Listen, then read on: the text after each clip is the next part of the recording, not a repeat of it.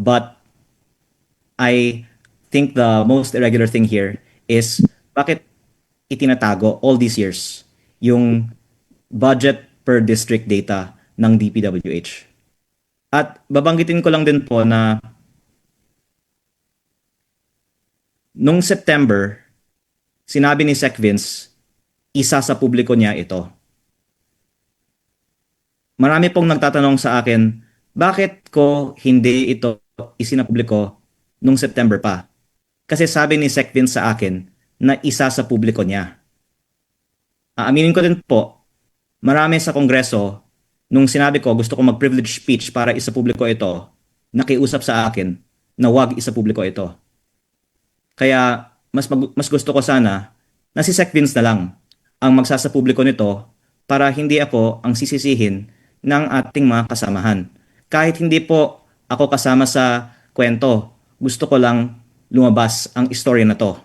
At hindi po ito naitanong pa ng ibang mga media, pero naisapubliko na nga ito ng PCIJ noong Nobyembre. At meron po silang anonymous source para sa kanilang file. Meron pong ibang mga files sa kanilang istorya na galing sa ibang source. Pero ang ibang mga files ng PCIJ sa kanilang story noong November ay ako. Kaya kahit hindi po ako kasama sa story, okay lang sa akin. Gusto ko lang maisapubliko ang data ng budget per district. Noong November din, pinakita ko sa ICI at sa Ombudsman ang buong file na nakuha ko mula sa opisina ni Yusek Cabral at sinabi nila sa akin then, only then did they see it. And I'm thankful that this Tuesday, the DPWH finally turned it over to the Ombudsman after all of this happened. I think that I was the one who, in good faith, showed it to them in November, and yet I don't know why people are asking why I'm only talking about this now. I gave an interview in November also talking about this list, in fact, several interviews, and was saying that Yusek Cabral knows more about the DPWH budget than any other official, and that she should be made a state witness. At ikinalulungkot ko po na hindi ito na-actionan ng gobyerno. Pero for the record, nung November ko pa, sinasabi lahat ito. Nung buhay pa si Yusek Cabral.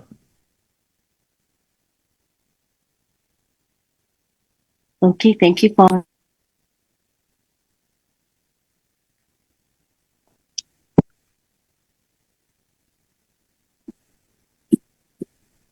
Sir, ay, sorry, Marian, go ahead. Sige, go ahead ate. Come on na. Sir, itatanong ko lang yung in-upload nyo na 2023 to 2026 data. Meron din bang irregular doon? Again, yung irregular, bakit hindi ito inilalabas after all these years? Ang taong bayan ay may karapatan na malaman saan napunta yung 3.5 trillion pesos.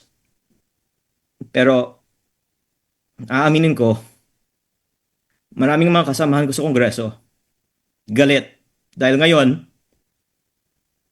nagtatanong ang mga taong bayan sa social media, ang laki pala ng budget, saan napunta? Maraming siguradong nakiusap din kay Sec Vince na wag isapubliko ito. Pero sinabi sa akin ni Sec Vince noong September na gusto niyang maisapubliko ito. Kaya ako gusto nung una na si Sec Vince na lang ang magsapubliko nito para hindi ka questionin pa ng ibang mga ahensya ng gobyerno katulad ni Yusek Claire Castro ang authenticity na ito. Pero si Sec Vince mismo ang nagbigay sa akin ng ibang mga files dito. Hindi nga si Yusek Cabral ang nagbigay ng ilang mga files dito sa akin. Si Sec Vince ang nagpabigay sa akin ng ilang mga files dito. Kaya I'm sorry, but There's a reason, I suppose, na hindi pa nagpahayag si Secretary Vince sa media. I don't know why Yusek Claire is not coordinating with him.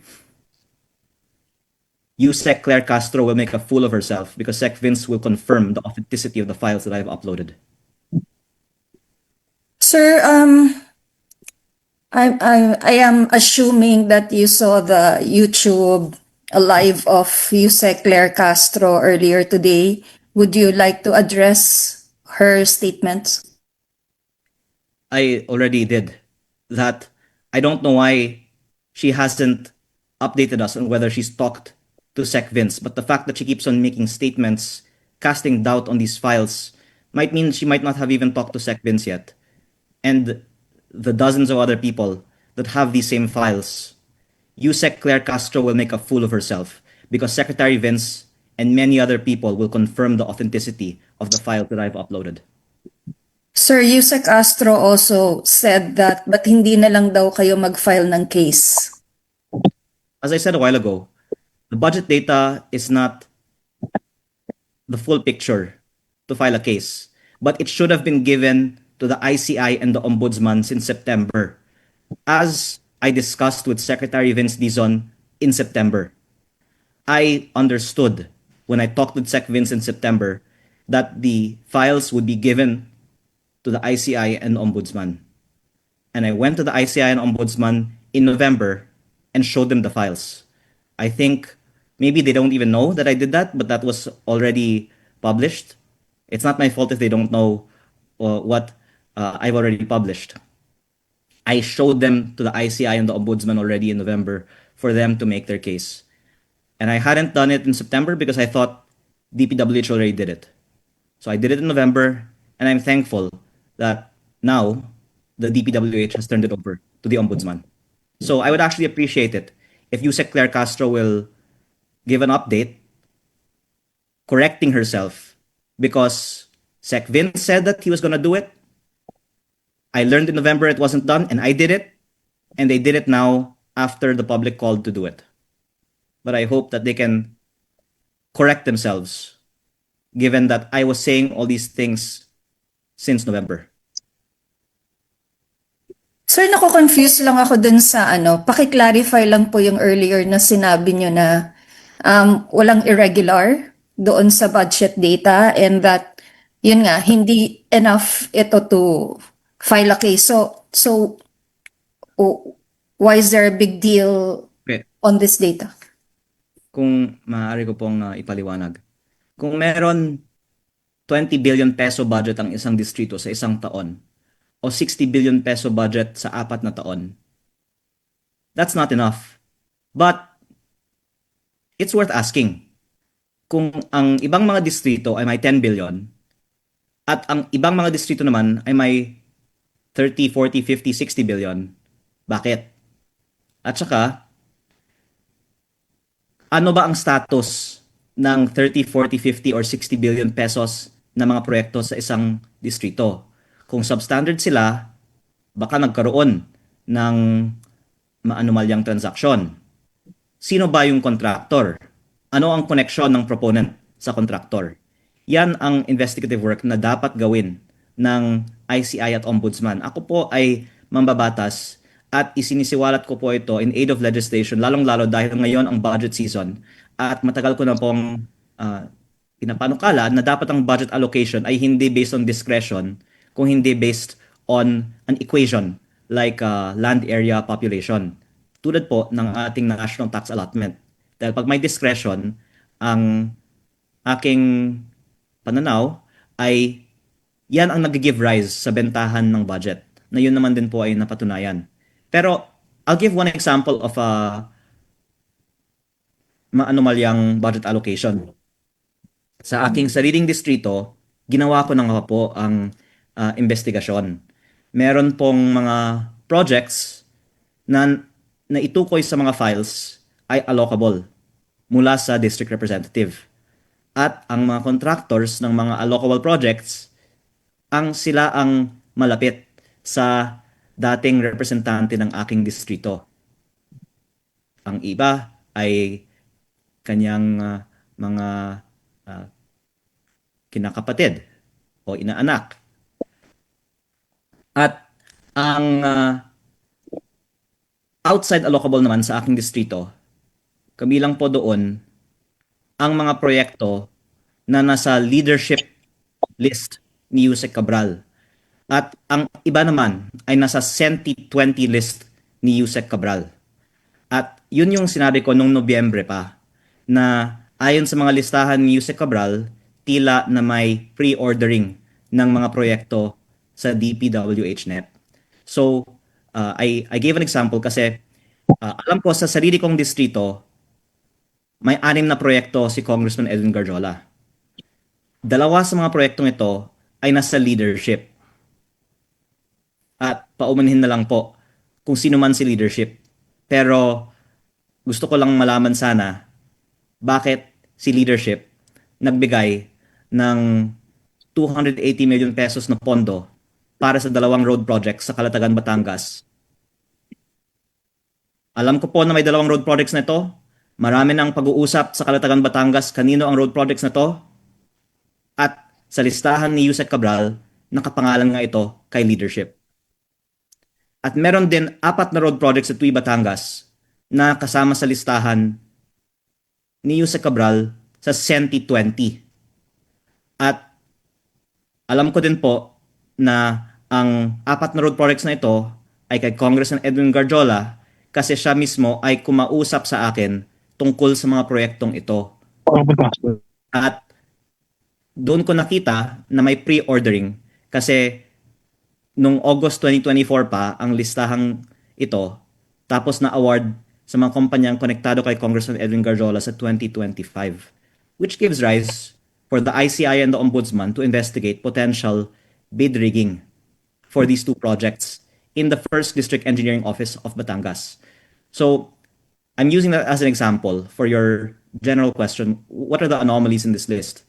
It is the basis for the ICI and the Ombudsman to connect proponents to projects and investigate if there are transactions that result in the budget insertion turning into a contract awarded to a contractor. Sir, did these things also happen in the 2026 budget?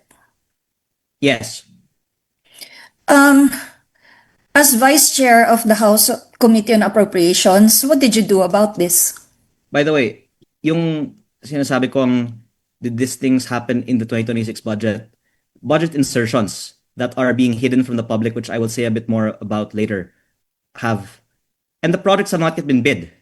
Kaya baka maraming mga bid rigging ay masa-stop pa kung ma-bring to public attention ang practice na ito. Pero may isisiwalat pa ako mamaya tungkol sa mga budget insertions sa 2026. Yes, sir. I'm just saying, in my own district, we're making sure walang lutuan ng bidding sa DPWH simula ngayon. Pero based on all the data that I've seen and all of the testimonies of people in the 1st District of Batangas, halos lahat ng mga bids ng DPWH sa aking distrito ay luto. At yun po ay tugma sa sinabi ni former Undersecretary Roberto Bernardo, at bahala na lang po kung gustong sabihin ng iba na iniimbento ko lang ito, na luto ang karamihan ng mga bidding sa DPWH, pero yan po ang aking masasabi ayon sa aking karanasan sa unang distrito ng Batangas. Yes, sir. I reiterate my question as Vice Chair of the House Committee on Appropriations. What did you do about this? Nagrereklamo po ako bakit hindi natin isinasa publiko ang datos ng bawat distrito. Kaya nga ibinigay sa akin ang datos na ito. So ako po ay sinserong nagpapasalamat kay Sec Vince kasi noon hindi ito ibinibigay. Nung pumasok lang si Sec Vince, ibinigay sa akin ang datos na ito. Pero sana, hindi lang ibigay sa akin, sana maisa publiko. Para makita ng ibang mga congressman din, kasi hindi nga buong kongreso may kopya nito. Pag makita ng ibang mga congressman ito, actually, favorable sa kanila. Makita nila all these years pala. mas maliit ang budget nila kaysa sa ibang mga distrito na mas maliit sa distrito nila. Magkakaroon talaga ng pagbabago sa sistema ng alokasyon ng budget basta may transparency kung ano ang nakukuhang budget ng bawat distrito. So my proposal is that the budget be allocated on an equation of land area and population. You can add other factors too if you want. It doesn't, my point is not what the equation should be. My point is that there should be an equation so that there is no discretion in selling of budgets. So that's what I've been advocating in Congress all this time. And I think that it has been taken into account to some extent, but more so the decrease in the CMPD and the DUPA was one progress that was achieved over the past few months, as you all know. I'm only responding to your question that as Vice Chair of APRO, that's one thing that I hope all of us in Congress can be proud of na may konting progress naman po. Pero until we're transparent on the budget allocations, I think that there's low-hanging fruit that we can still achieve, which is why I wanted all of this to come out before the ratification of the BICAM. Thank you, sir. Sir? Marian from TV5. So sir, what's clear po is there's nothing irregular dun po sa mga pinost nyo, dun po sa dokumento, Cabral Files. What you're just pointing out is yung halaga po nung prioritization, ano? Yung sinasabi nyo po per district, bakit may malaki, bakit malaki yung pondo na pupunta sa kanila kahit maliit lang yung populasyon, and so on. And that's why you are lobbying. Sigahan after the resignation. And until now, wala rin naman. Sorry, I think there's a echo. Yeah. That's why you're lobbying, and yun po yung pinush nyo nung kayo vice chair during the budget deliberations na dapat may equation, ano? There should be an equation. We get that. So walang irregular. What's irregular po talaga, highly irregular, is what you were saying during our last press con na meron po kayong kopya nung BICAM insertions nung 2025. And that's what what we've been asking for po, na sana isa publiko nyo na rin po. And what's stopping you sa Okay. paglalabas po nito? Okay, several responses po. I don't want to be quoted as saying that there's nothing irregular about this budget file, but rather I want to invite the DPWH to comment and let people also draw their own conclusions. But if you ask my personal opinion, the inequitable distribution of budgets disregarding population and the needs of the people is irregular, especially when you see that there are small districts that have many times more the budgets of big districts like mine and Batangas and others in the country.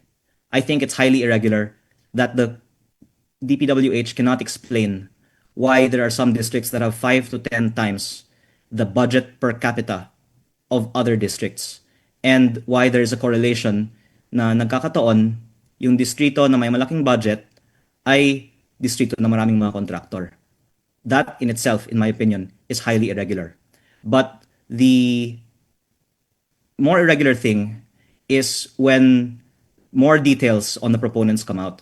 And you rightly point out that there's still more that I have yet to share on the proponents of the projects.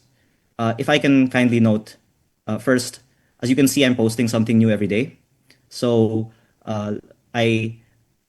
I'm also working through the holidays to try and bring as much out as fast as we can. But that so there will be still more posted. But the allocable budget in itself is also irregular because the DPWH has been publicly stating that the NEP are projects of the DPWH and not proposed by congressmen. We were told not to use the word allocable during congressional budget hearings. Yusek Cabral had introduced that term to the public, and Secretary Manny Bonoan introduced the term leadership fund to the public.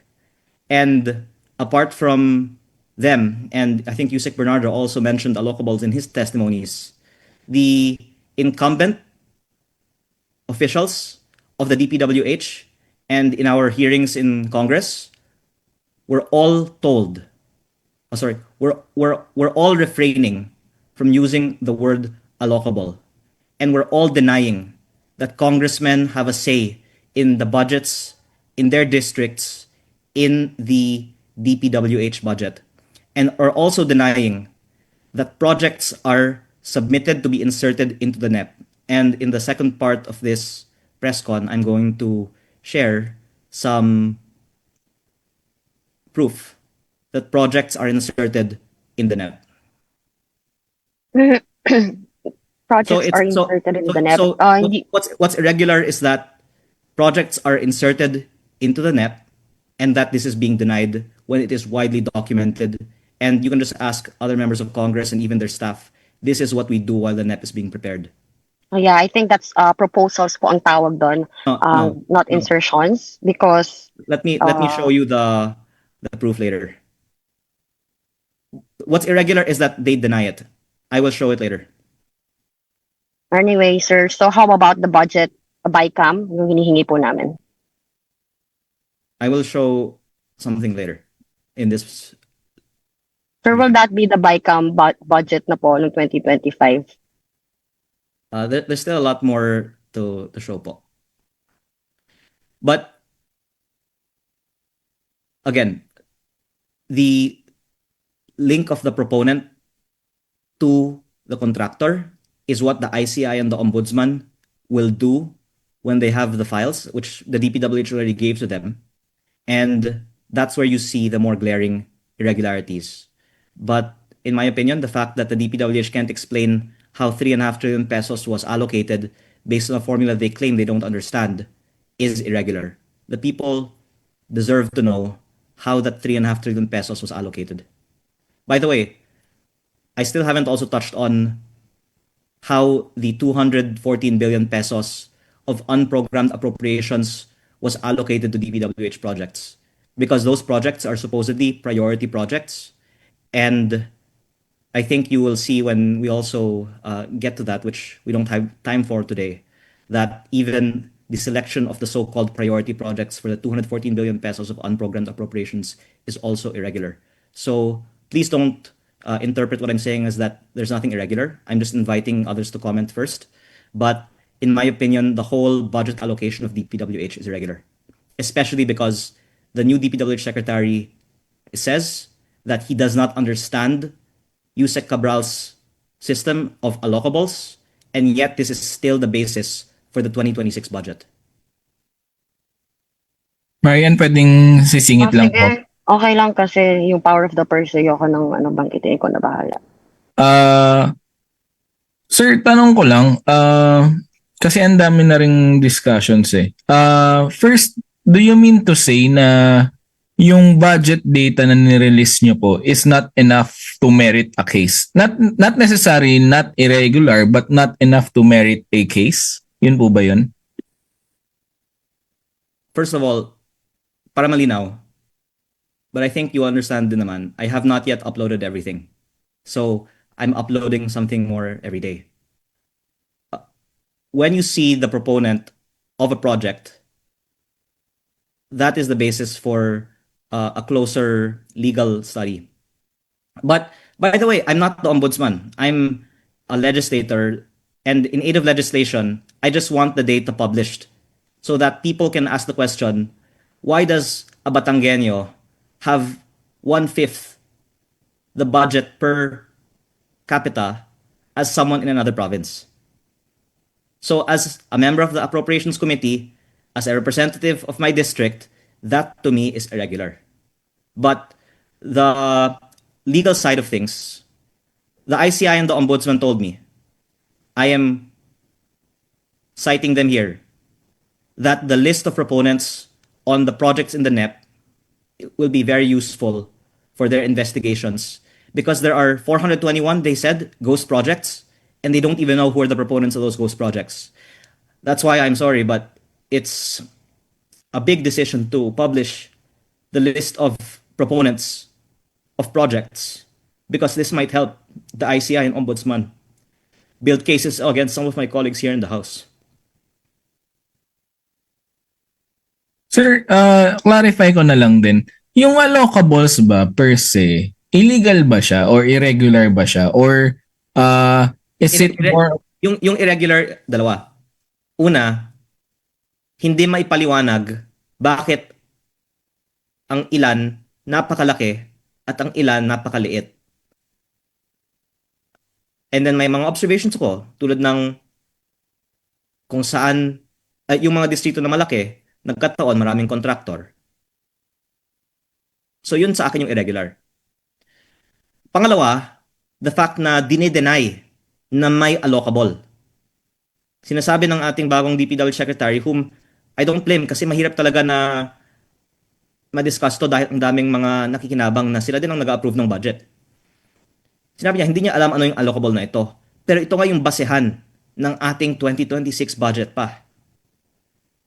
Yung irregular sa akin din, yung dinideny nila na may ganitong sistema. At na ayaw man lang isa publiko ang datos na ito. Kaya nung nakuha ko ito nung Setyembre, hinihintay ko ang DPWH magsa publiko nito. At nung hindi nila isinapubliko, para sa mga nagtatanong bakit ngayon ko lang to ginagawa, ibinigay ko yung meron ako sa PCIJ.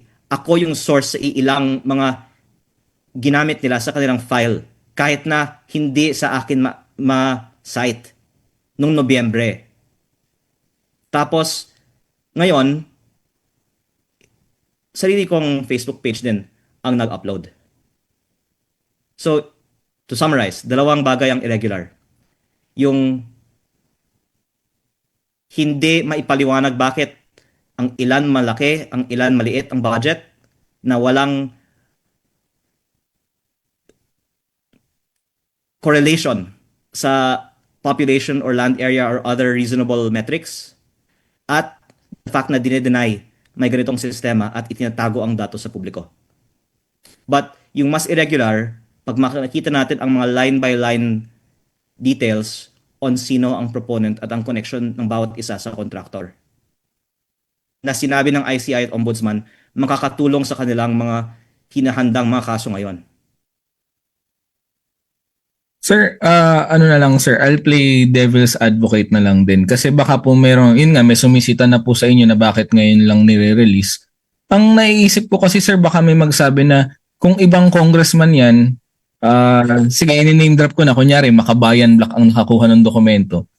Walang, ano sir, walang condition eh. I-release na nila kasi wala silang pakialam sa DPWH eh. So sir, parang are you also parang naninimbang po kayo kasi baka nga mahirapan yung trabaho niyo sa Kongreso kapag talagang inaway po kayo ng ibang mga congressman? Pwede kong banggitin ito ngayon? Sige po sir, sige po.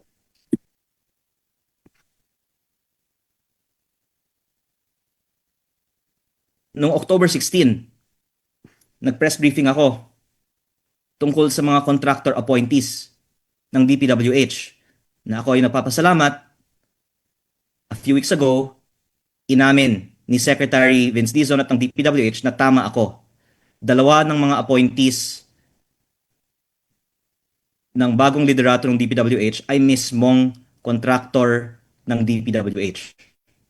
At yung isa na nagpasok sa kanila na nag-resign una na si Yusek Ari Perez ay konektado kay Congressman Edwin Garjola at sinubukang ilapit si Congressman Garjola kay Sec Vince para makakuha ng kontrata. Anyway, yun po ang backstory. When I was giving that press briefing, may tumawag sa akin na mataas na opisyal ng DPWH on behalf of Sec Vince Dizon. At ang pinag-usapan sa telepono ay ang budget ng distrito ko. Ayaw ko naman na maapektuhan ang budget ng distrito ko dahil sa ginagawa ko ngayon. Pero ako po ay nagtitiwala na dahil tama naman na malaman ng publiko ang budget ng bawat distrito, the fact na tinawagan ako tungkol sa budget ng distrito ko sa gitna ng ating press con alone is proof na ang budget ay ina-allocate din for purposes other than the need of the districts. At minsan, ito nga din ay ginagamit bilang leverage over members of Congress. Pero nagtitiwala po ako na hindi maapektuhan ang budget ng distrito ko dahil sa ginawa ko ngayon.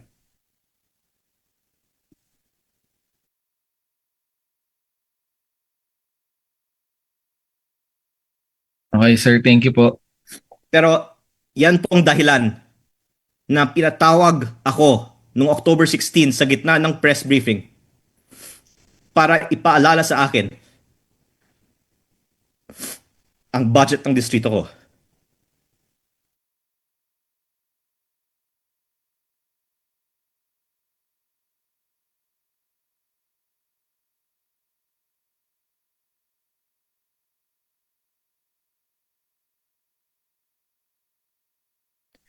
But despite that, nagbigay ako ng file sa PCIJ at nilabas nila noong Nobyembre.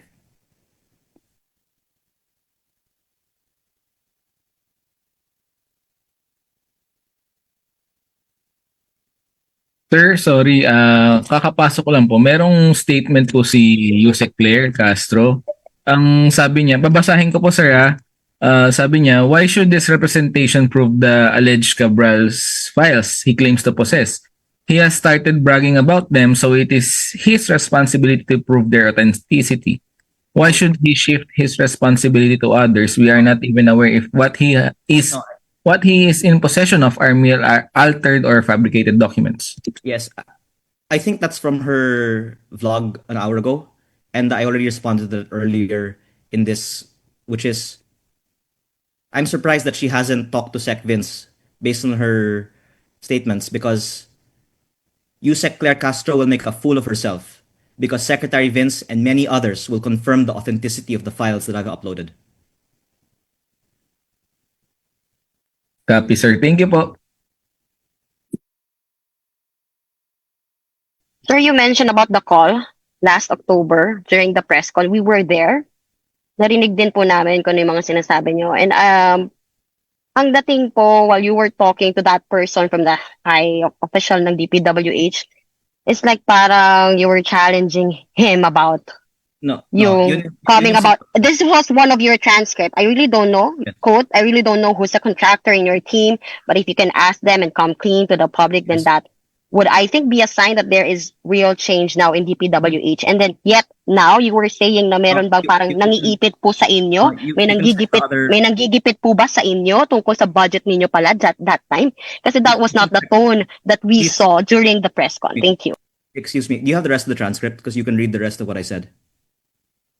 I was talking about sana hindi lang distrito ko, sana sa buong bansa. Did you hear that? So, we asked you about what Sorry. did he say, Sorry. and then ang sinabi nyo lang was, Excuse Okay. me, can you read the other part of my statement where I talk about sana hindi lang sa distrito ko pero sa so buong what, bansa? what do you mean by that, sir? Hindi na po kayo nag-elaborate. Yun lang po Sorry. yung sinabi nyo. But do you have What the was that transcript? about? Do you have the transcript? I can clearly remember what you said, but you did not elaborate on that. So Okay, what let me is it elaborate now. about? So ngayon po ba sinasabi nyo, ginigipit pala kayo during that time? Let me elaborate. The reason why I said in my response, sana hindi lang sa distrito ko kung hindi sa buong bansa, was because ang sinabi sa akin sa telepono that they will I'm just trying to recall the exact words, but if I could just paraphrase, that they will grant extra budget for my district. That's what was being offered on the phone, and I said I don't want it just for my district. I want the DPWH budget to be fixed for the whole country. I was being offered extra budget on that phone call in the middle of the press con.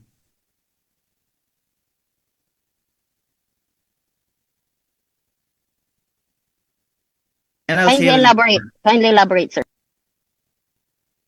okay. In the same breath of talking about my allegations against the new leadership in the DPWH, I was being offered extra budget. In the same Or breath that I was what? questioning the DPWH budget, I was being offered extra budget. I think that's the more connected thing. Budget po saan? Ano pong detalye rito, sir? Kindly please elaborate us. I'm- Thank you. I'm asking for extra budget for classrooms in the first district of Batangas. And on the phone, I was told, we will give you extra budget for your district. If you read between the lines, that means you don't question our budget and we'll give you your budget. That's what I'm saying. Oh, so you were asking for additional budget sana for classrooms po sa inyong distrito. Let me And explain.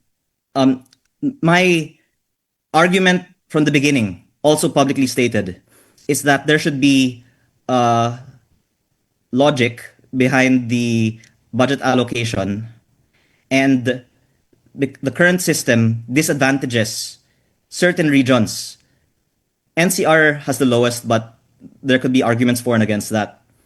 And then Region 4A is the second lowest after NCR.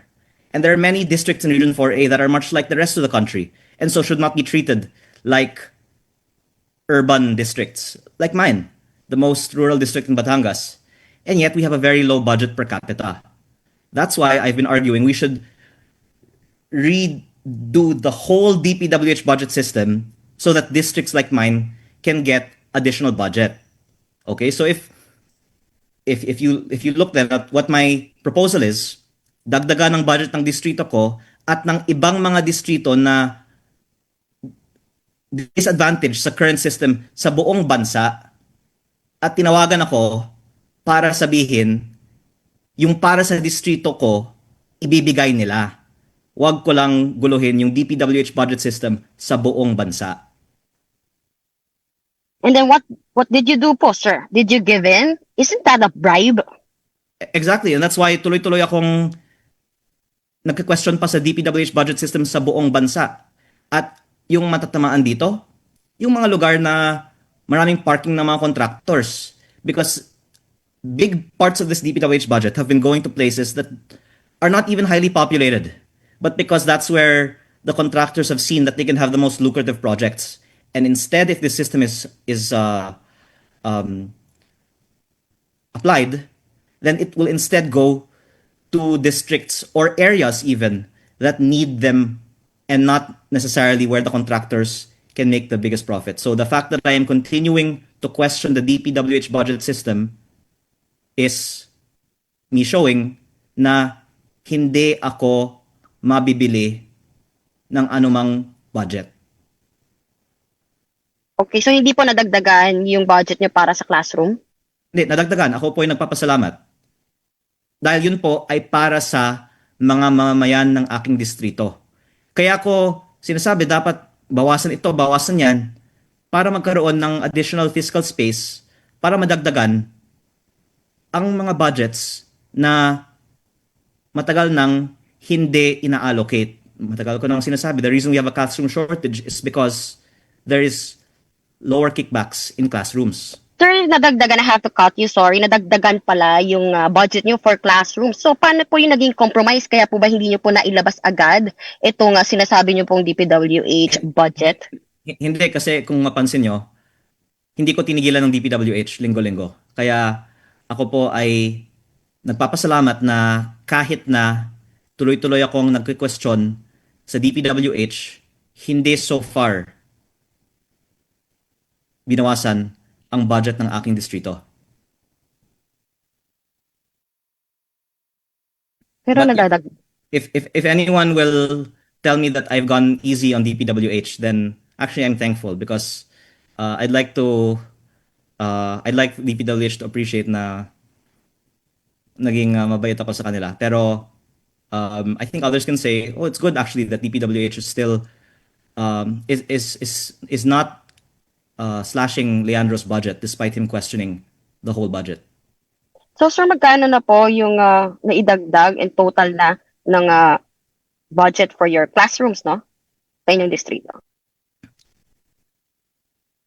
Yeah, okay, thanks. I'll take this opportunity to disclose.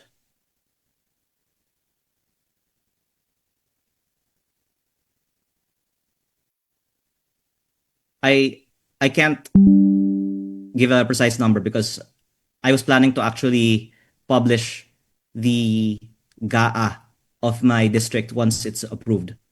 But the amendments that I'm making for the DPWH budget, by the way, I also posted this on Facebook. The price of the roads in my district I reduced, and I also canceled some roads by 616 million pesos. Yung sinasabi ng DPWH na hindi magawa, in-apply ko yung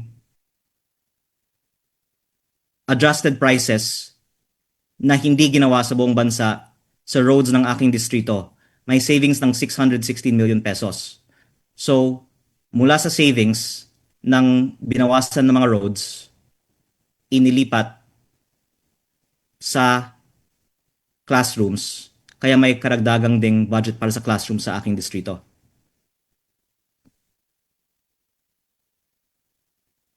By the way, I haven't even gotten to my main point of my press con yet. This might take a very long time. But do you have any more questions, Marian?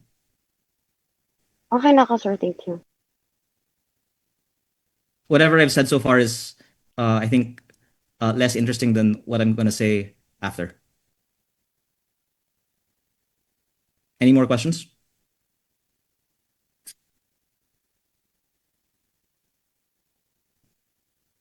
Sir, okay na po. Meron pa po kasi Okay. kami rin next press con. Okay. So, um,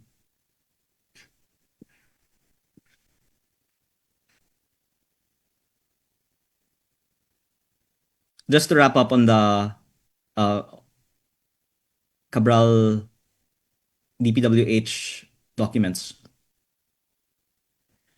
As I said, Yusek Claire Castro will make a fool of herself after she confirms the authenticity of the documents with Secretary Vince and many other people. And what is irregular is that it is so unequal and cannot be explained, and yet is still the basis of the budget, and that many people have asked this not to be released, and that I can really say it's being hidden from the public, and the public deserves to know where the budget is going. Now, having said that, what I wanted to emphasize is the inaccurate statements, or perhaps more bluntly put, lies in regards to how the DPWH NEP is done. Because actually, a lot of people say, oh, there's nothing irregular about congressmen submitting projects to the DPWH budget. But I would just like to bring attention to the fact that it is denied that congressmen submit projects to the DPWH budget. Kaya nga po si Senator Ping Lacson ay nagbunyag na si Yusek Cabral ay nag-alok ng 500M insertion sa NEP, di ba? Dahil dapat galing lang sa DPWH ito ayon sa mga pahayag ng DPWH. Please allow me to play a few clips from the DPWH budget hearings. Is YouTube now being shown on my screen?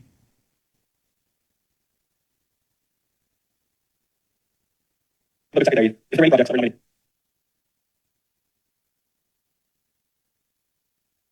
Sorry, can someone say if YouTube is now being shown on my screen? Yes, sir. Yes, sir. Yes, I believe nilabas po ni si Bryce Hernandez po. Now, because of that, just please indulge my curiosity. May I ask the good secretary if there were any projects that were nominated by any senator, and if yes, could we be provided a detailed report on this? According to our staff po, wala po silang alam na mayroong ganong mga proyekto. Okay, Mr. Chair, that's very So, according to the staff, wala silang alam na may mga proyekto na ninonominate. Ito naman po muli sa plenary discussions on the DPWH budget. DPWH mismo ang nag-submit nito ay for now hindi mo matatawag na congressional insertion, tama? Oo. Lahat po 'yan ay the president's budget. Tama po. Tama, Madam Speaker, Okay. Your Honor, hindi ito galing sa congressional Okay. mga congressman, kung hindi ito galing sa district office at mga Okay. regional offices ng Department of Public Works Okay. and Highways na napaloob sa RBPs. Hindi galing sa congressman, galing sa DPWH. Hindi man lang sinabi galing sa DPWH with the input ng congressman. Hindi galing sa congressman. Sige. Kaya nga, ito po yung in other words, this is an amended NEP. No? Kaya usually sa DBM terminology, nababasa ko po, the NEP is the President's budget. Tama po? Yes, of course, Tama. led by President's budget. Okay. Alright. So dito na po tayo sa susunod na issue, yung usapin po ng unprog. Okay. So hindi daw galing sa congressman. If you will allow me to go into the second part of my presentation today, because I take exception to the statement that ako po ay nagsinungaling na may insertion si Congressman Terry Redon at ang Bicol Saro party list. And I'm also gonna play the relevant interviews when I made that claim as well to prove that even what I said in that interview is accurate. But even during our recent press briefing in the House, nakasingit na rin po ang discussion kung ang mga congressman ba ay nagsasubmit ng mga proyekto. Ang sinasabi ng iba, normal lang yan sa GAB. Pero ang mga congressman ay nagsasubmit ng mga proyekto hindi lang sa GAB, kung hindi sa NEP. Muli, parang normal lang naman na may submission sa NEP. Pero it's denied. And I just want to put it on the record that, again, yung sinabi ni Senator Lacson na inalok kay SP Soto na 500M, yun ay ginawa nga informally. And again, it was treated as a surprise in the Senate. But in the House, it is widely documented and should not be denied. And before the approval of the 2026 budget, I just want to put on record, it is a lie to say na hindi galing sa congressman ang ibang mga proyekto sa NEP at walang mga ninonominate ang mga congressman. If you will allow me to just go to the next slide.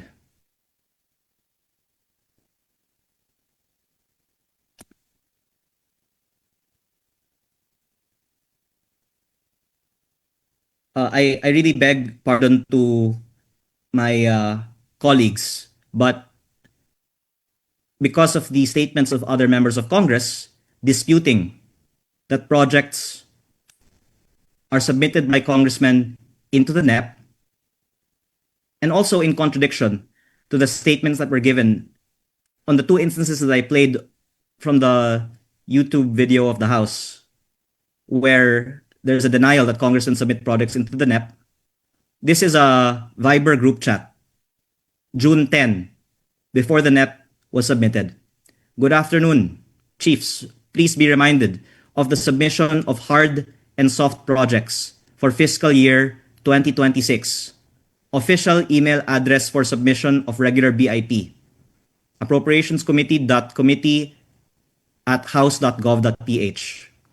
150M infra for district rep, 160M infra for party list rep, 30M soft for district and party list rep. Please email in Excel file and with attached e-signature. And on the right are the forms that are filled up. To a normal person, this is totally expected that people insert projects into the NEP. But, as I played a while ago, the claim is that hindi nagsasubmit ang congressman sa NEP. Kaya, gusto ko lang pong linawin, hindi ako sinungaling. Ang magsasabi na ang congressman ay hindi nag-i-insert ng project sa NEP pa lang bago pa ang GAB ang nagsisinungaling. Aminin na natin ang widely documented fact na bawat congressman ay pwedeng mag-insert ng 150 million pesos sa NEP. Ito po ay ibinibigay natin sa June at kasama sa lumalabas na NEP sa July. Ako po mismo ay nag-submit. Lumabas ang mga multipurpose buildings na para sa mga eskwelahan sa aking distrito. Ang mga ibang congressman, for example na party list, ay nagsusulat. Minsan hindi nagsusulat. Pero nagsasubmit. At sa sarili kong distrito, meron din mga projects na lumabas sa NEP na in-insert ng ibang mga party list. Kasi ang mga party list minsan nga ay nagsusulat. Kaya alam kong tunay na ginawa ito, hindi lang sa iilan sa amin, kung hindi pati sa mga party list, kasi may mga party list din na nagsulat sa akin na ito po ang sinabit namin sa DPWH in June at yun ay lumabas at nasa NEP ng unang distrito ng Batangas. At base dito, pwede nating sabihin may at least 150 million pesos DPWH budget insertion para sa bawat congressman. At hindi lang po para sa mga district representatives. Not saying that hindi po dapat ito. Gusto ko lang pong linawin ang facts. Every party list representative can submit projects into the NEP. There are some maybe that don't. And if I'm not mistaken, if you're not part of the party list coalition, maybe you're not given because the allocations are submitted to the parties and it's the parties that submit them to the DPWH for the preparation of the NEP. But because may isang kasamahan ko sa Kongreso na nagsabi na nagsinungaling ako at may iba pang mga nagsabi na hindi sa GAB naman lumalabas, hindi sa NEP. I just want to set the record straight. According to this, hindi lang 150. Dagdag pala para sa party list. May 160 million pesos infra for party list rep na pwedeng ipasok sa DPWH NEP. May 160 million pesos infra per party list representative na pwedeng ipasok sa DPWH NEP. Does anyone have questions about this? Now, the relevance of this is, again, I would like to give credit to Congressman Toby Chanco for calling on the House to reveal the projects proposed by party list representatives. Again, there's nothing wrong with allowing party list representatives to propose projects, but why are we hiding them?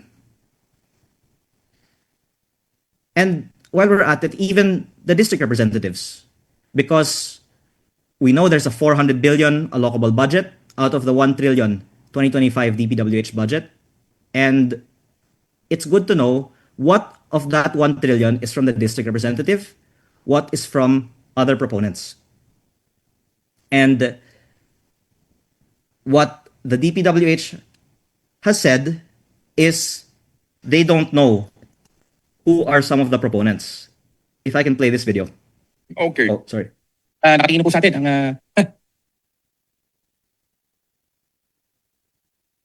ang mga kasama natin sa majority, no? Kaya last na po ito, promise. Okay. Ano po ba? Ito ang tanong ngayon. No, wala pong line item, lump sum ang unprogrammed appropriations. There was 61 billion in 2023 and 153 billion in 2024. No? Paano, ano po ang proseso na para mapondohan yung ang infrastructure projects from unprogrammed appropriations? Well, coming from the district, magsasubmit yung mga district engineering offices at saka regional offices ng mga request for funding under unprogram.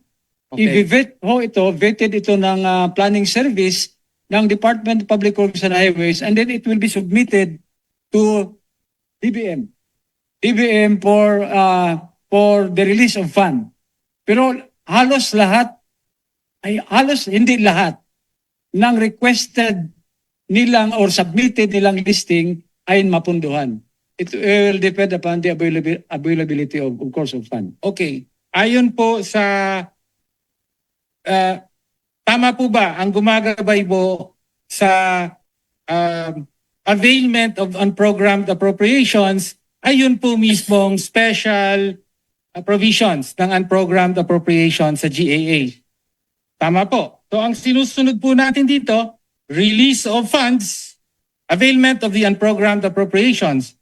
Release of funds shall be subject to the submission of a special budget request.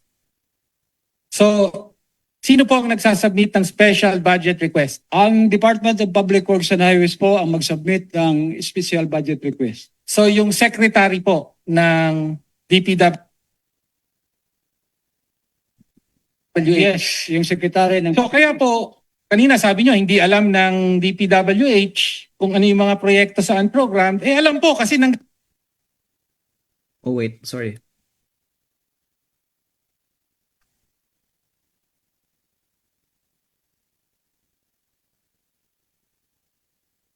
My apologies. I stay at 105. Pero useful din yung exchange na yun.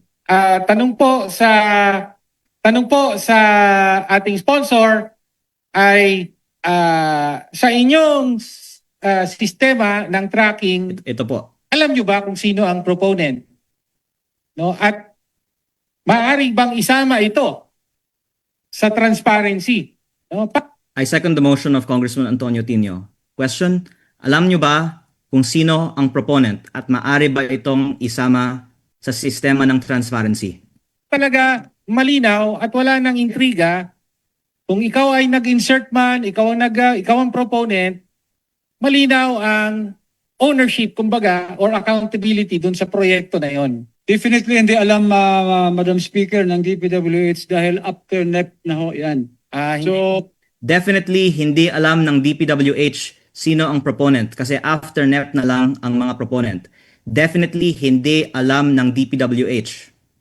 dahil tapos na ang NEP, ang alam lang nilang mga projects ay yung nakasaad sa NEP. Kasi sila ang gumawa ng NEP. Sila ang gumawa ng NEP. Hindi po yata tama yung sagot na yon. Kasi po ngayon, last na po dahil nakatingin po sa atin ang mga kasama natin sa majority, no? Kaya last na po ito, promise. Okay. Ano po ba? Ito ang tanong ngayon. No, wala pong line item, lump sum ang unprogrammed appropriations. There was 61 billion in 2023 and 153 billion in 2024. No? Paano? Ano po ang proseso na para mapondohan yung Sorry, so that was already on the unprogrammed appropriations. But the key point from Antonio Tino's interpellation of the DPWH budget is he asked, alam ba ng DPWH ang mga proponents? Ang sagot, hindi, kasi sagab lang yung proponent, wala sa NEP. So there's two falsehoods there, na yung proponent lang ay nasagab at wala daw sa NEP, and pangalawa, na hindi nila alam. I'm sorry that the public is impatiently waiting for more informations to be released on the proponents in the NEP. But I want to give the DPWH and USEC Claire Castro the chance to set the record straight before I prove that they have been lying. For them to say that there are no proponents in the NEP and they don't know who are the proponents in the NEP is a lie. I'm saying that on the record. And I don't want the 2026 budget to be ratified without setting the record straight that there are budget insertions in the NEP and that the DPWH knows who are the proponents, and if they don't want to release the proponents, they should explain why. And one data point is the list of Yusek Cabral, but the other data point is this group chat, and there are similar communications like this across the House of Representatives where 150M infra for district rep and 160M infra for party list rep is submitted. And lumalabas ang mga proposals na ito hindi sa GAB kung hindi sa NEP. At kung may ganitong datos ang House at ang DPWH, bakit hindi inilalabas kung ano yung 150 ng bawat miyembro? Ako yung 150 ko, ilalabas ko. In fact, pinapost ko naman sa Facebook lahat ng amendment ko para sa mga classroom, multipurpose building, pati water system, na ito po ang pangangailangan ng aking mga kadistrito. Ang gusto nga nila, mga proyektong ito, kaya binawasan ko pa ang roads, pati yung presyo ng mga roads sa aking distrito para madagdagan ang classroom and multipurpose building budget para sa aking distrito. Hindi ko tinatago.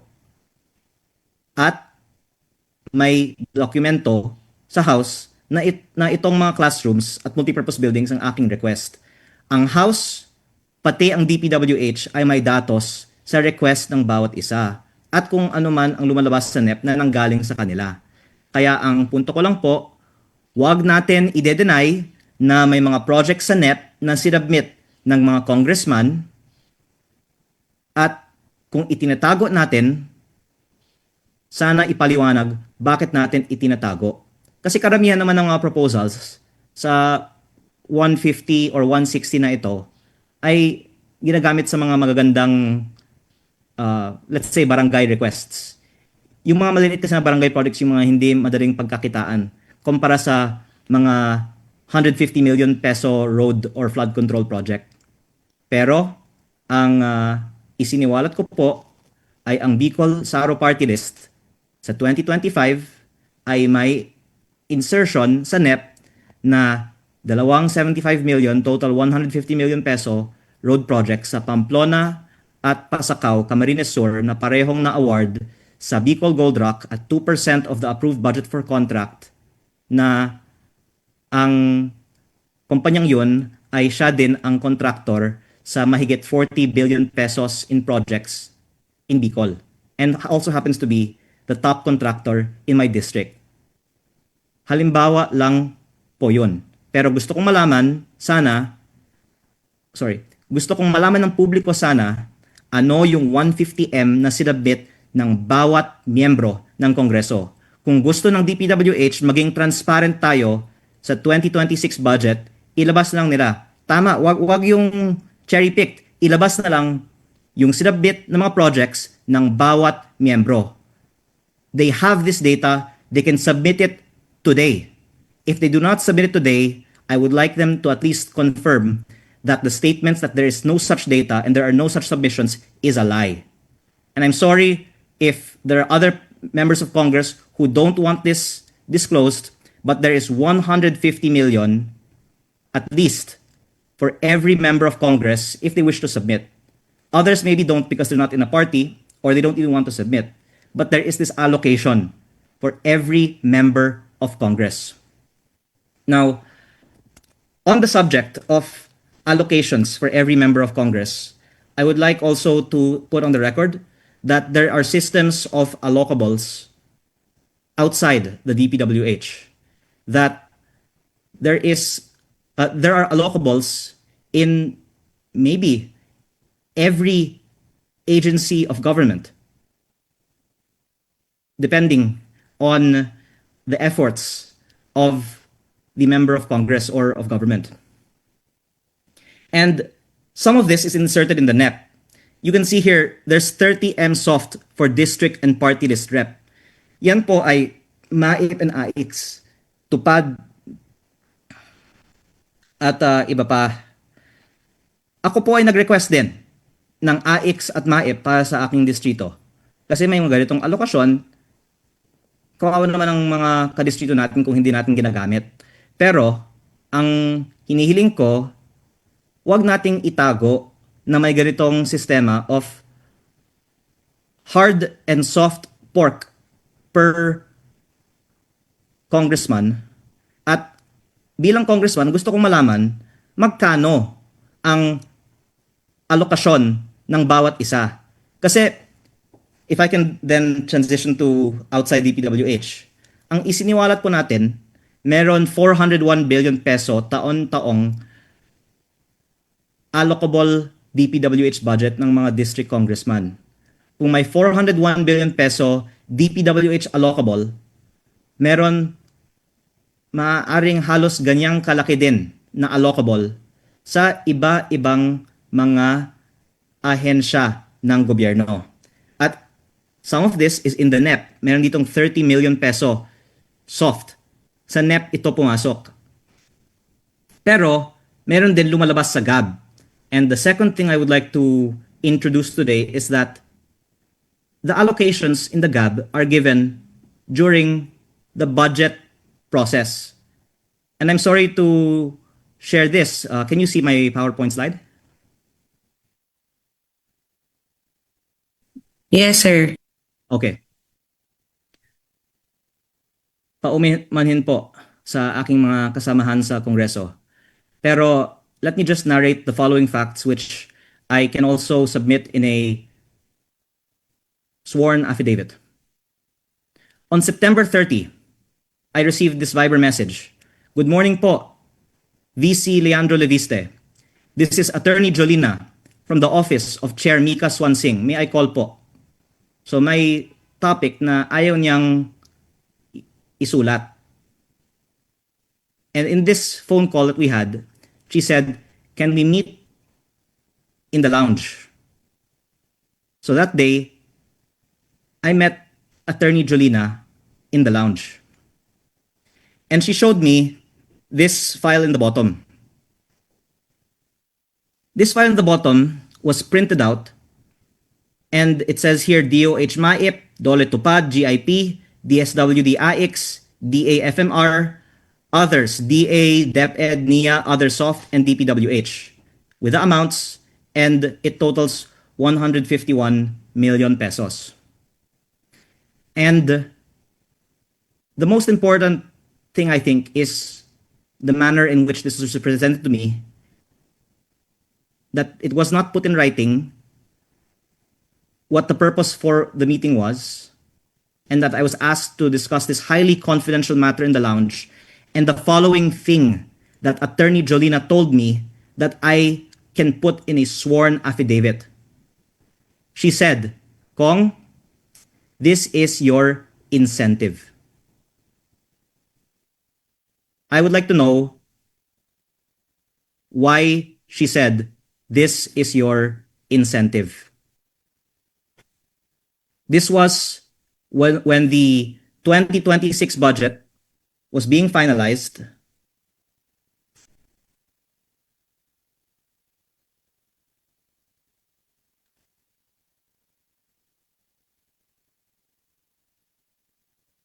Sorry, hindi pala naka-project yung PowerPoint. Okay. Sorry, if I can reread this. Here's the Viber of Attorney Jolina. September 30, 2025. Good morning po, VC Leandro Leviste. This is Attorney Jolina from the office of Chair Mika Swansing. May I call po?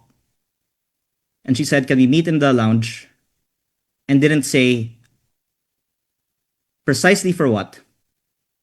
And she showed me this printout listing MAIP, TUPAD, AX, FMR, DA, DepEd, NIA, other soft DPWH, totaling 151 million pesos, with a form on the right side of what I wanted to avail of. And she said, this is your incentive.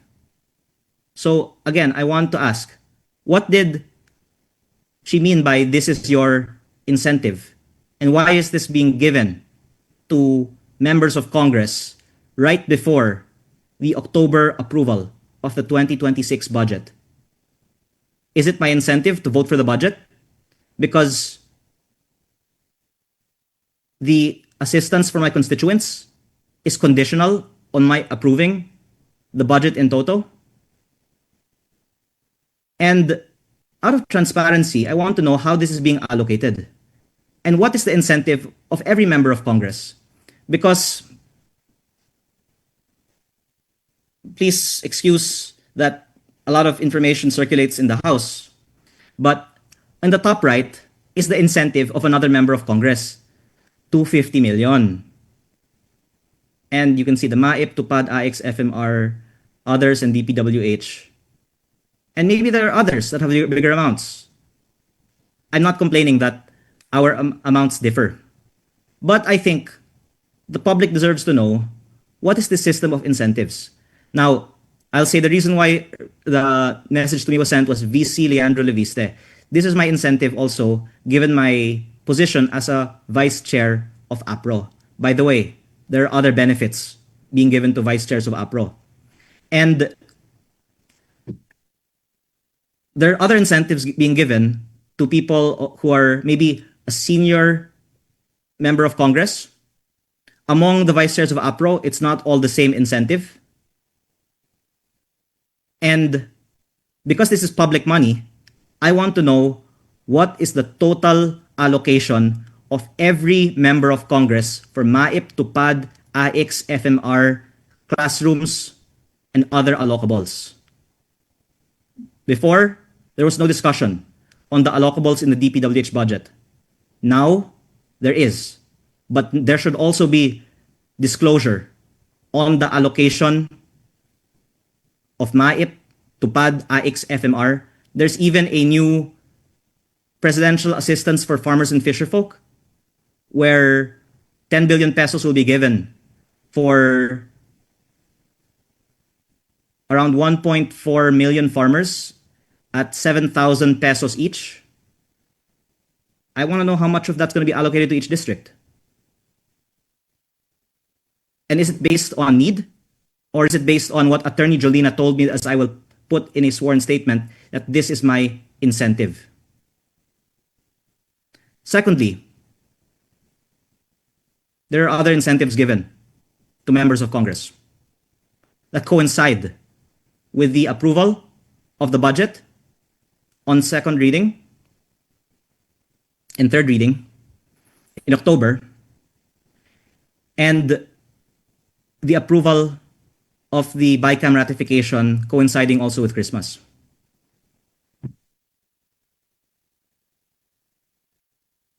But I wanted to discuss a much more financially significant figure that deserves to be disclosed to the Filipino people before the approval of the 2026 budget. The House of Representatives increased the internal budget of the House of Representatives from 17.7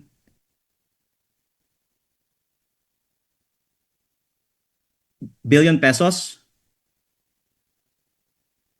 to 27.7 billion pesos.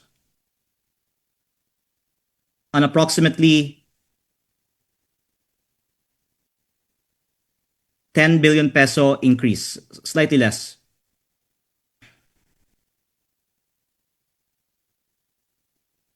And I will post, of course, the exact figures also after this. I'm not saying that the House of Representatives' budget, from the NEP to the GAB, should not be increased by almost 10 billion pesos. But this is the important point. There was no debate on the increase of 10 billion pesos by the House of its own budget. So therein are two issues. The first is there is no public disclosure of why it is being increased and no details on where the increase will go. And the second point is simply logical. You're increasing your own budget. There is an inherent conflict of interest. When you are increasing your own budget, there is an inherent conflict of interest. That should not be a controversial thing for me to point out. All the more, there should be public disclosure on where it will go, and there should be an even higher burden of proof that this almost 10 billion peso increase is needed. Who will be the check and balance if we are approving and increasing our own budget? We're not even approving what the executive submitted in the NEP. We are increasing it. So it's one thing if there was a NEP submission that is approved without debate, but we increased the budget with no announcement that this was being increased and no debate on the floor. Other agencies with smaller amounts need to go through debate. This was not debated. It was just increased. Why was there an increase of 10 billion pesos with no debate on the floor and no opportunity for any member of Congress to ask where this 10 billion pesos will go? It happens that the majority of this increase goes into MOOE, or maintenance and other operating expenses, which we can see here in the NEP on the left is approximately 10.7 billion pesos. And then on the bottom right, in the GAB, is approximately 18.5 billion pesos.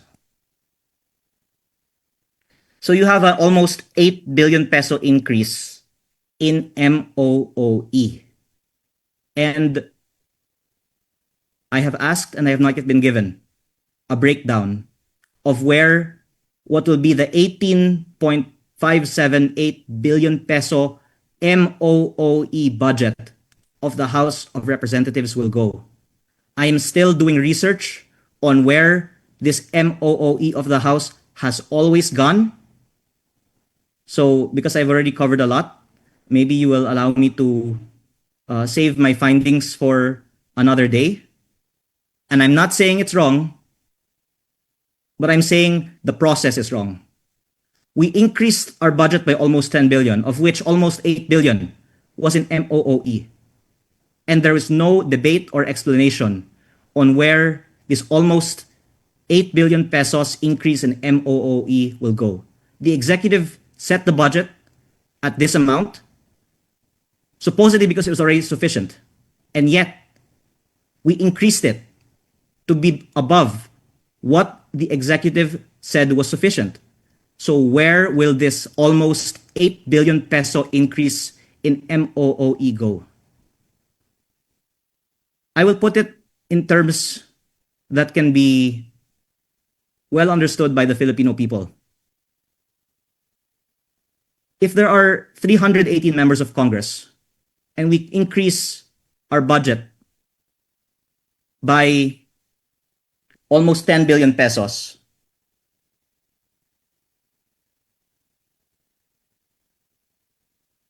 we increased the budget of Congress by an amount that is equivalent to approximately 31 million pesos per congressman.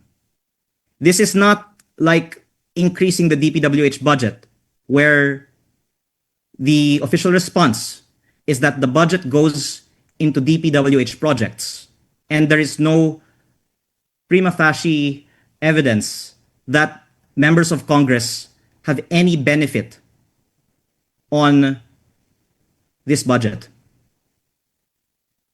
There is no prima facie evidence that members of Congress benefit from the DPWH budget. But the budget of Congress for MOOE goes to members of Congress. And perhaps not equally. Because if you do the numbers, if there's a 10 billion peso increase for a 318 member body, that is approximately the House increased its budget by 31 million pesos per congressman, above the level of what the executive proposed, and there was no debate, and there is naturally a conflict of interest, so there should be even more debate on this. And no one is asking where the 31 million pesos per congressman will go. I have said that I have not received, I have not taken, I have not collected neither my salary nor my office budget. When I say I do not collect my office budget, I am referring to my MOOE, because I have reservations with the MOOE of the House in general that I will save for another time. But I will just leave that question for the public to ask Congress to explain. I think the public wants to know. Itinaas ng Kongreso ang sariling budget ng 10 billion pesos, katumbas ng 31 million pesos kada congressman na walang debate. Saan napupunta ang 31 million pesos per congressman budget increase ng House sa 2026 budget?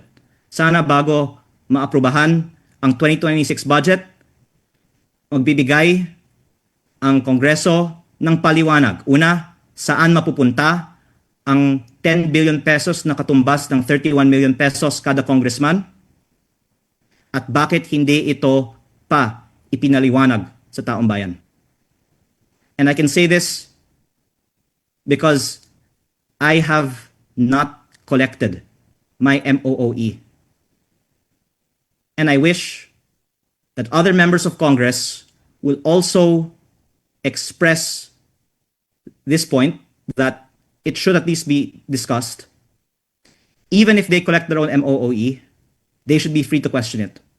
But I mentioned this at the same breath that I talk about my experience being shown a piece of paper by Attorney Julina of my incentive a week before budget approval. Because I'm sorry to draw the conclusion, but maybe the 31 million peso increase per congressman is part of the incentive to approve the budget. And now, another time we'll discuss our findings of where it goes. So, to end this then, and to connect it back to our theme for today, which is allocables, there's 400 billion pesos of DPWH allocables. There's, as we can see here, also a lot of non-DPWH allocables.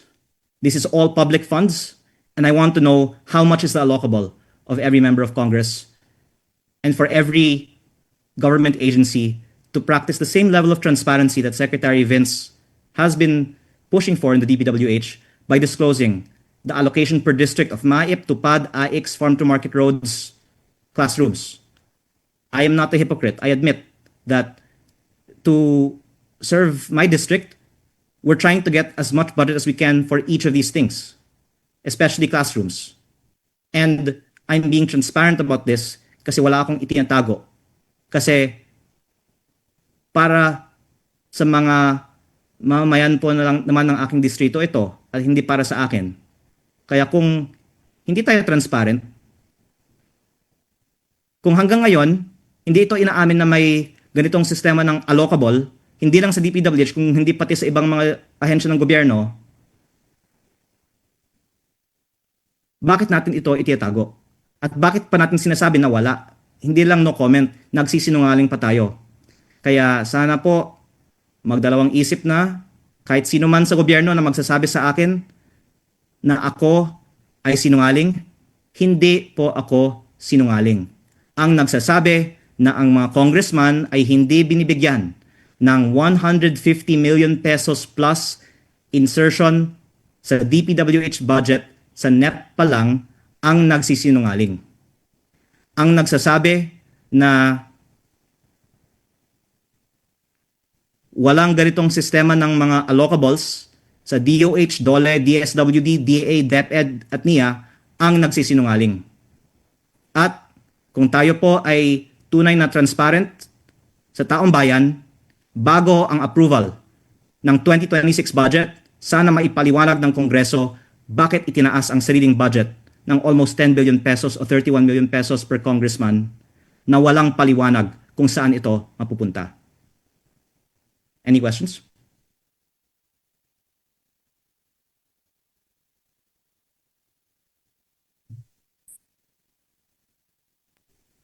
Sir, sir, good afternoon po. Liana Escapanti, GMA News Online po. Yes. Yes, sir. Just to put it on record, ano po ba yung tamang paraan to, advocate for the projects and allocations na kailangan po ng inyong ng distrito, ng mga constituency, ng mga members of Congress and even members of the Senate. As I take it, familiarity rin siguro over the years, tama po ba? The right way to propose for your constituents is to wait for the submission of the NEP. 'Di ba? Dapat mag-antay munang masubmit yung NEP and then members of the House can, propose there na ito dapat may ganitong allocation yung aking district for this purpose like classrooms or MAIF or TUPAD. Would that be correct, sir? Na dapat mag-antay muna ng NEP submission, hindi ahead of the NEP ang pag-submit nyo ng mga proposal. Tama po ba? Yes, I am not questioning the outcome. I'm questioning the process. That one word, transparency. Bakit natin itiyatago magkano ang allocable natin sa DPWH? At bakit natin itiyatago magkano ang allocable natin sa DOH, DSWD, DOLE, DA, DepEd? Ang actually personal opinion ko, mabuti nga na ang mga mambabatas ay may input sa DPWH kasi mababa man ang tiwala ng iba nating mga kababayan sa Kongreso, mas mababa naman ayon sa surveys ang tiwala ng taong bayan sa DPWH. Kaya delikado nga kung ipaubaya natin na lang sa mga district engineers ang paggawa ng DPWH budget. So I'm not actually saying hindi dapat makialam ang mga congressman sa NEP preparation. Dapat para hindi maaaring pagkitaan ito. At least may check and balance. Okay po, sir. Thank you po. Pero to get to my point, what I'm calling for is transparency on the allocable budget for the DPWH per district and every other government agency, and that this can be done immediately before the approval next Monday of the 2026 budget. Every government agency can release the allocable budget. I'm asking the DOH to release the allocable budget per district of MAIP. I'm asking the DSWD to release the allocable budget per district of AIX. I am asking the DepEd to release the allocable budget per district of classrooms. I am asking the NIA and the DA to release the allocable budget per district of FMRs and even the newly created Presidential Assistance for Farmers and Fisher Folks. And this is not simply for information, because when there's transparency, we can ensure that there's less corruption and less abuse of the allocation of budgets in exchange for financial consideration. Because it has been much reported that there is similar anomalies in not least the farm-to-market roads of the DA. So we have already disclosed the allocable budgets of every district in the DPWH. I am kindly asking the Department of Agriculture to release the allocable budgets or the assigned budgets of every district in the country for farm-to-market roads. The list of FMRs for 2026 has already been enumerated, and I would like to ask that before the budget is approved on Monday, we can see how much the budget of every district is in FMRs. And lastly, I would like to ask the House of Representatives to explain why did it increase its own budget by almost 10 billion pesos or almost 31 million pesos per congressman, and where the almost 8 billion peso increase in MOOE will go, not only as lump sums, but per congressman. How much will every congressman get out of the almost 8 billion pesos increase in MOOE?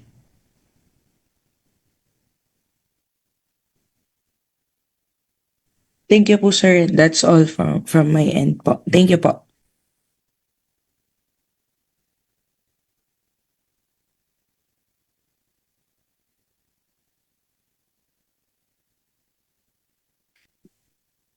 Okay, so I think we've already covered a lot, but there's more to cover in the next days leading up to the ratification of the BICAM.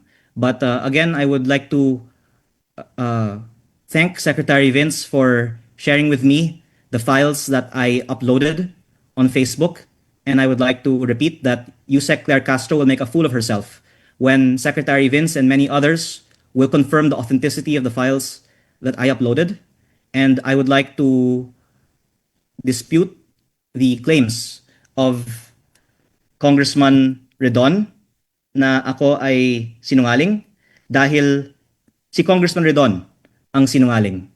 Dahil ang sinabi ko, ang Bicol Saro Party List ay may insertion. At yan po ay well proven. At I will upload the relevant documents as well. And ngayon naman, sa 2026 budget, lahat ng congressman ay may chance to submit their own 150M annual DPWH NEP insertion. Not all avail, but all can submit. And these have come out in the DPWH budget. Hindi po ako nagsisinungaling. Ang mga nagsasabi na ang congressman ay walang insertion sa NEP ng DPWH na 150 million pesos ang sinungaling. At lastly, sorry if you'll indulge me kasi tumagal na naman din po tayo. I'll just play for the record what I told two interviewers. May isa akong kasamahan na one moment. Na nawagan na ako ang maglabas. Opo. Pwede ko ilabas sa inyong show ang insertions niya. Sige po. Sino po ba yung nagre-request na ilabas yung listahan? Ito po si Bicol Saro Party List Representative Terry Redon. Sige po, go ahead po. Meron po ba siyang insertion? Opo, kasi ang mga party list ay may tig 150 million pesos na insertion. Opo. Taon-taon sa DPWH budget. Mm-mm. At sa kadalasan, para sa mga barangay requested projects tulad ng mga multipurpose buildings o kung ano ang mga nakikita ko na insertion ng mga party list. Mm-mm. Pero nakasulat dito ng Bicol Saro Party List ay 150 million pesos construction of road sa Pamplona at Pasacao Camarines Sur. Mm. At ang contractor na gumagawa ng 150 million pesos roads na ito ay si Bicol Gold Rock na nagkataon ang contractor din ng karamihan ng mga ganitong klaseng mga road projects sa lugar na yon sa Camarines Sur. Mm-mm. Kaya sinasabi ko lang din po ito para may sample si Congressman Redon ng listahan ito dahil ang punto ko ay bawat isa sa mga representante sa Kongreso ay may insertion na nakasulat po doon ang proponent at pwede ni Congressman Redon i-check ang files ng kanilang party list at maaari niyang i-confirma na ito nga ang insertion ng Bicol Saro party list. Ito ang insertion ng Bicol Saro party list. Maaari ni Congressman Redon i-check sa kanyang party list. Ito ang insertion ng Bicol Saro party list. I did not say ito ang insertion ni Congressman Terry Redon. Ang sinabi ko, insertion niya, and then I explained, isinumite ng kanyang party list dahil siya naman ay miyembro ng kanyang party list noong 2024 pa. And I'm sorry, but in another time, I will have to explain, maaari na ang campaign funds pala ng mga politiko ay nanggagaling sa kanilang mga insertions. Kaya pala, lumalaki ang DPWH budget pag-eleksyon dahil nagkataon at the same time, kailangan din ng mga politiko ng campaign fund. Kaya, sino ang nakinabang sa 150 million peso road insertion ng Bicol Saro Party List sa 2025 budget? Walang iba kung hindi si Congressman Terry Redon. At meron bang insertion muli ang Bicol Saro Party List ni Congressman Terry Redon sa 2026 budget? Opo. At dahil sa kanyang mga pahayag, binahagi ko na din ngayon na lahat pala ng mga congressman, pati mga party list ay maaaring mag-submit ng 150 million peso insertion sa DPWH NEP. Paumanhin sa aking mga kasamahan, ito po ay aking ibinunyag dahil sa mga pahayag ni Congressman Terry Redon. Ang sinabi ko, ang Bicol Saro ay may party list insertion sa 2025 DPWH NEP. But on that note, meron din sa 2026 NEP. Ang lahat may chance to submit.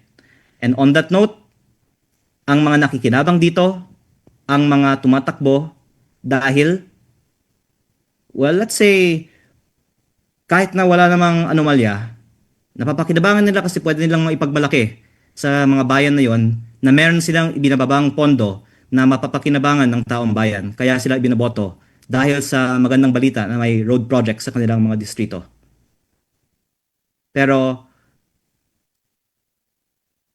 ang bagong halal na party list rep ay din nakinabang sa insertion sa 2025. Pero ang sinabi ko ay ang party list ang may insertion.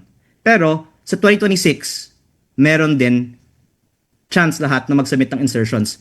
At hinihiling ko na isa publiko ng bawat isa ang kanilang mga insertions.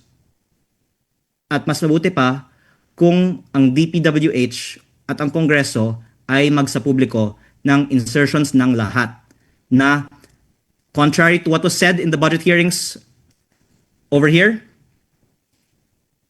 hindi naman sa wala silang datos. Ngayong araw na to, pwedeng ilabas ng Kongreso ang isinumite ng bawat isa. Pero, sir, pwede ba akong magbigay ng isang pangalan? Lastly po ito. Go ahead. Well, maliban sa yung nabanggit ko last time on your show about Congressman Edwin Garjola na may over 20 billion projects dito, over the weekend kasi may isa akong kasamahan sa Kongreso na nagsabi, bakit hindi lang ni Leandro sa publiko ang listahan? Ang sagot dyan na banggit ko na kanina, pero yung isa is ayoko naman na magalit sa akin yung buong Kongreso. Pero dahil siya ay nanawagan na isa publiko ko, pwede kong banggitin ang insertions niya. Ito po ay si Bicol Saro Party List Representative Terry Redon. Si Bicol Saraw Party List po ay may 150 million pesos road project insertion sa Pamplona at Pasacao, Camarines Sur. Ito pong dalawang line items, 75 million pesos each, were awarded to the same company, Bicol Gold Rock, at a winning price of 73.5 million pesos, which is 2% below the approved budget. And this same company, Bicol Gold Rock, has cornered the majority of projects like this in this area. Kaya just to give that one little example, kasi nanawagan naman si Kong Redon na ilabas ang listahan, pwede niyang i-check kung tunay ba na ang Bicol Saraw Party List ay nag-submit ng 150 million pesos road project sa Camsur, at pwede nating tingnan kung may kaugnayan ang Bicol Saraw Party List sa Bicol Gold Rock na contractor. Okay, but I'd like to... So, even before Ginoong Ted Filon clarified that Congressman Terry Don was not a member of the 20th Congress, ang sinabi ko, pwede nga ni Congressman Terry Don i-check na ang kanyang party list, ang Bicol Saraw, ay may isinubmit na insertion sa 2025 budget. At yun po, aking claim ay ang 150 million pesos road projects sa Pamplona at Pasacao. Pero ako po ay nagpapasalamat din kay Congressman Redon. Actually, tuwang-tuwa ako na na-bring up niya ang topic na ito. Kasi dahil dito, nalaman na rin ng publiko, hindi lang ang Bicol Saraw at hindi lang si Congressman Terry Redon ay may 150 million peso insertion sa DPWH budget.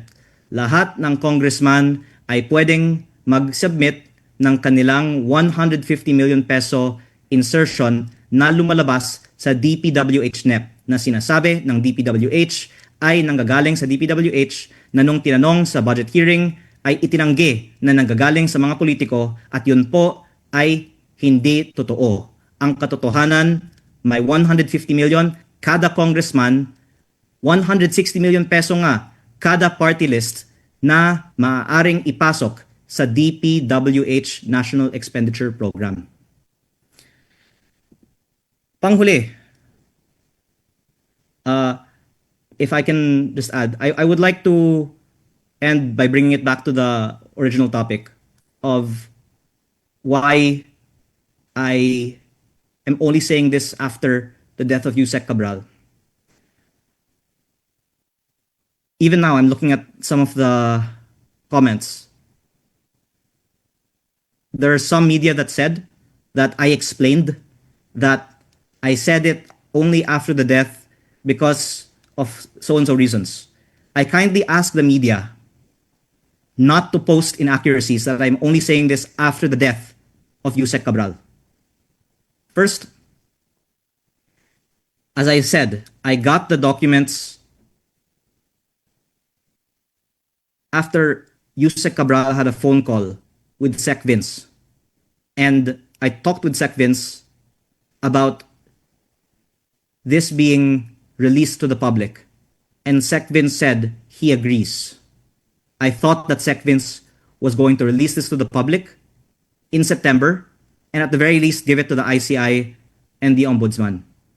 And I have been earnestly, sincerely giving a chance to Sec Vince to be the one to bring this to the public so that he can be the one credited, because I wouldn't be here now sharing this if not for Sec Vince. Thank you, Sec Vince, for giving me the material to release to the public, and how I wish it was Sec Vince that released this to the public. But I understand it's difficult because yung mga nasa listahan, ayaw nila lumabas ang listahan.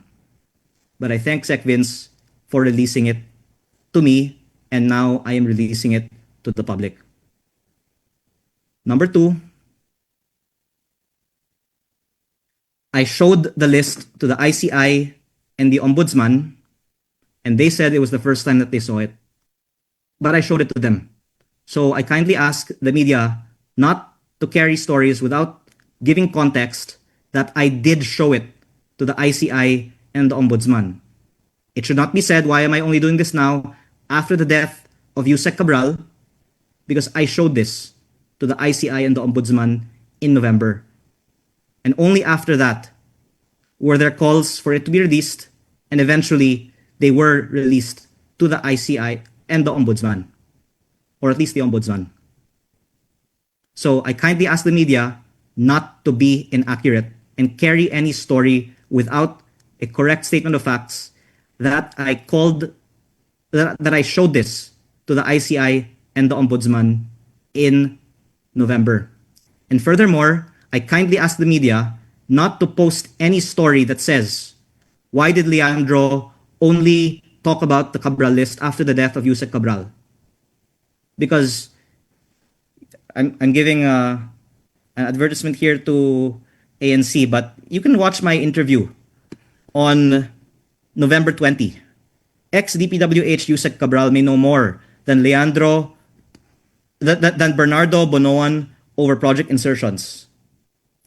So maybe the media could check who was the first person who said that Yusek Cabral knew more about the DPWH budget than anyone else and would be a valuable resource for the flood control investigations, and raised questions why she was not being used more as a resource in the flood control investigations.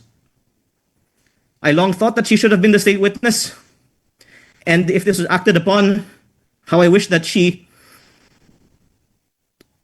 did not lose her life last week. And I take exception to anyone who says that I'm only doing this after the death of Yusek Cabral.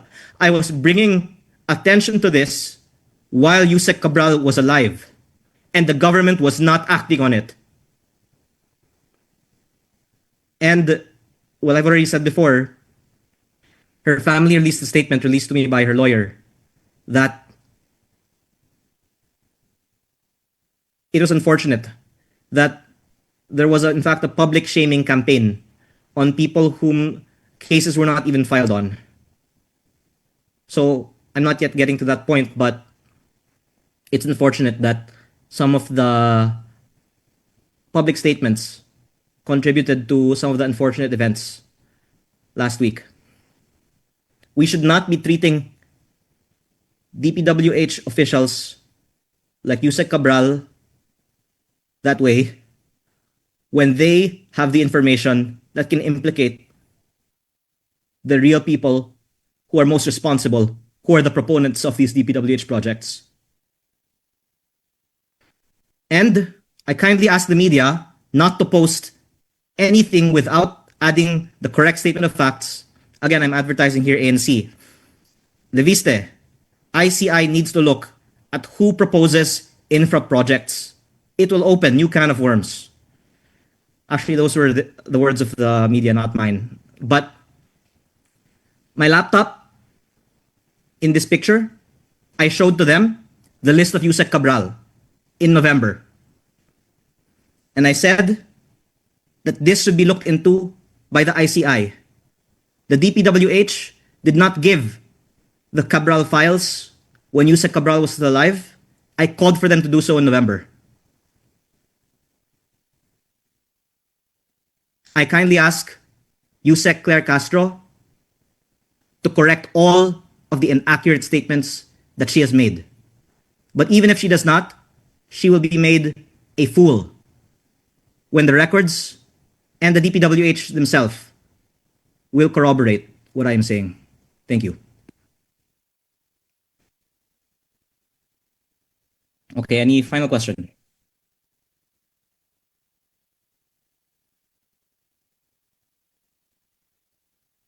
Okay, hearing none. I would like to end by thanking the House of Representatives. I'm here in my House of Representatives office now for allowing me to express my thoughts on the budget and not stripping my district's budget despite my outspokenness on this. And like to reiterate my request that before the 2026 budget is ratified next week, that the DPWH release the data on the insertions of every proponent and confirm the allocable budgets per district, that the DA release the allocable of each district for FMRs and the Presidential Assistance for Farmers and Fisher Folks, that the DSWD release the allocable AIX, the DOLE release the allocable TUPAD, The DOH released the allocable MAIP. The DepEd released the allocable classrooms, which I admit, I'll have a lot of classrooms next year. And if this is going to the people, then there's nothing to hide. We should be transparent on where the budget is going. And most importantly, all of these things at least have already been aired in the media. But one thing that has not been aired is where is the almost 10 billion peso increase in the House of Representatives budget going. And I would like to ask the House of Representatives to explain, first, where is the 10 billion peso almost increase going, and why this was deliberated without any debate in the House. And I would like to call upon my colleagues to acknowledge that it was wrong to approve this budget without any debate, especially when we are the beneficiaries of this budget, and that almost 8 billion pesos of this goes into the MOOE, which goes into the pockets of congressmen. The almost 10 billion peso increase in the budget equates to almost 31 million pesos per congressman. Congress increased its budget by almost 31 million pesos per congressman without any debate. And I'm kindly asking before the ratification of the budget that an explanation of where this 31 million pesos per congressman will go. Maraming salamat po at maligayang Pasko po sa inyong lahat. That ends our press briefing for today. Thank you.